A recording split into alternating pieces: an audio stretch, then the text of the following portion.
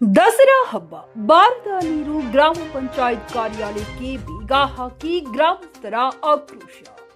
ಚಿಂಚೋಳಿ ತಾಲೂಕಿನ ಸೇಡಂ ಮತಕ್ಷೇತ್ರದಲ್ಲಿ ಬರುವ ಸುನೇಪೇಟ್ ಗ್ರಾಮದಲ್ಲಿ ಒಂದು ವಾರದಿಂದ ಕುಡಿಯಲು ನೀರು ಇಲ್ಲದೆ ಜನರ ಪರದಾಟವಾಗುತ್ತಿದ್ದು, ಪಂಚಾಯತ್ ಅಧಿಕಾರಿಗಳು ಜನಪ್ರತಿನಿಧಿಗಳಿಗೆ ಇಡೀ ಶಾಪ ಹಾಕುತ್ತಿದ್ದಾರೆ.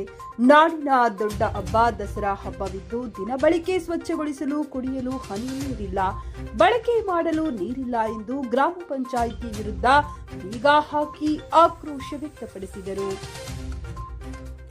ಈ ಸಂದರ್ಭದಲ್ಲಿ ಸುಭಾಷ್ ಪಾಟೀಲ, ಮಹೇಶ್ ಅಣದೂರ, ನಾಗು ಅವರಾದಿ, ಪ್ರಕಾಶ್ ಮಂತ್ರಿ, ಶ್ರೀನಿವಾಸ್ ಕೋಶಗಿ, ಅಭಿಲೇಶ್ ಪಾಪನೂರ, ಮಹೇಶ್ ಇಲಿ, ಮಹೇಶ್ ಅಣಕಲ್, ಚಂದ್ರು ಹೂಗಾರ್, ವಿಶಾಲ್ ಪಡಿವಾಳ, ಹನುಮಂತರೆಡ್ಡಿ, ಖದೀರ್ ವೀರೇಶ್, ಮಠಪತಿ, ಹಲವಾರು ಮಹಿಳೆಯರು ಈ ಸಂದರ್ಭದಲ್ಲಿ ಉಪಸ್ಥಿತರಿದ್ದರು.